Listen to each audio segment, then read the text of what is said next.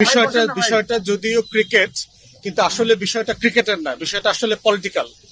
এবং শুধু এই প্রশ্নেই না, অনেকগুলো প্রশ্নে আমরা সেটা পেঁয়াজ বিক্রি করা হোক না হোক, অথবা আমদানি রপ্তানির ক্ষেত্রে, অথবা ভিসা বন্ধ করে দেওয়া হোক, ভারতের হাসপাতালগুলোতে বাংলাদেশের রুগী যাওয়া না যাওয়ার প্রশ্ন হোক, প্রত্যেকটা প্রশ্ন আসলে কোয়েশ্চেন অফ পলিটিক্স।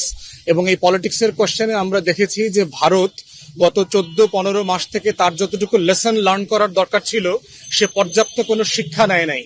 যে সবগুলো ডিম এক বাক্সে এক ঝুড়িতে রাখার ফল কি হতে পারে, সেটা থেকে তারা কোনো শিক্ষা নেয় নাই। আমরা বারবার বলেছি যে প্রাতিষ্ঠানিক সম্পর্ক তৈরি করা দরকার বিটুইন দ্য কান্ট্রিজ। বাংলাদেশ এবং ভারতের সাথে সম্পর্কটা জনবান্ধব হওয়া দরকার, জনগণ থেকে জনগণ হওয়া দরকার। অধীনতামূলক কোনো সম্পর্ক আগামী দিনের বাংলাদেশ মেনে নেবে না। যে সরকার আসুক, যেই চুক্তিতেই আপনি আনেন না কেন, আপনি মনে করে থাকেন, আপনি যাই মনে করে থাকেন যে আগামী দিনে সবকিছু আপনার নিয়ন্ত্রণে থাকবে, সেই বাংলাদেশ আপনারা দেখবেন না। অতএব দিল্লিকে আমরা আহ্বান করছি, please come back to your senses. আপনার কমন সেন্সে আপনারা ফিরে আসেন। রাষ্ট্রের সাথে রাষ্ট্রের যে সম্পর্ক, সেই সম্মান মর্যাদার সম্পর্ক আমরা চাই। আপনার স্বার্থ, আপনার সভরেন্টিও আমার কাছে গুরুত্বপূর্ণ এবং আমরা সম্মান করি। আমার স্বার্থ, আমার সভরেন্টিকেও আপনাকে সম্মান করতে হবে। আমার সভরেন্টিকে আপনি সম্মান করবেন না, আমার রাজনীতি নির্বাচনে আপনি ইন্টারফেয়ার করবেন, আর আপনি আশা করবেন শতভাগ এদেশের মানুষ আপনার সকল সিদ্ধান্তকে মাথা পেতে নেবে, এই দিন, দোজ ডেজ আর ওভার, এই দিন আর ফিরবে না। অতএব বাংলাদেশের সাথে ভারতের সম্পর্ক হইতে হবে মর্যাদার সম্পর্ক, সম্মানের সম্পর্ক, এবং আপনাদের সভরেন্টির, আপনাদের টেরিটোরিয়াল ইন্টিগ্রিটির প্রতি আমাদের ফুল রেসপেক্ট আছে।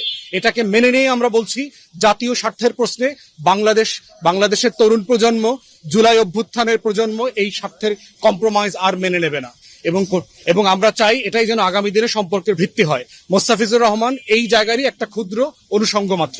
আমাদের রাষ্ট্র সত্তা এবং জাতি নির্মাণের যে কাঠামো, সেখানে আমরা বলেছি যে এবি পার্টির পজিশন হচ্ছে, এবি পার্টি বিশ্বাস করে যে শহীদ প্রেসিডেন্ট জিয়াউর রহমানের রাজনৈতিক এবং অর্থনৈতিক যে কাঠামো ছিল, এটাই হচ্ছে বাংলাদেশের আগামী দিনের রাজনীতি এবং বিনির্মাণের কাঠামো হতে হবে।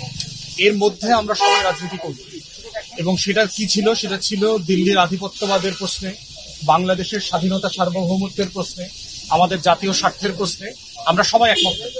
কিন্তু এর ভিতরে বিভিন্ন পলিসি ইস্যুতে আমরা যেভাবে ডিফার করব, যেটা করবার রাইট আছে, এবং আমরা বলেছি যে বাংলাদেশে একটা ওয়েস্টমিনিস্টার মডেলের পলিটিক্স ডেভেলপ করতে হবে, যে যারা পক্ষে এবং বিপক্ষে থাকবেন সংসদে, সবাই জাতীয় স্বার্থের প্রশ্নে একমত থাকবে। কিন্তু পলিসি ইস্যুতে আমরা অনেক বেশি ডিফার করবো। এবং পার্টিকুলারলি অনেকগুলো পলিসি ইস্যু নিয়ে আমরা আজকে কথা বলেছি। তার ভিতরে একটা হচ্ছে যে ঢাকা শহরকে কিভাবে ডিপপুলেট করা যায়,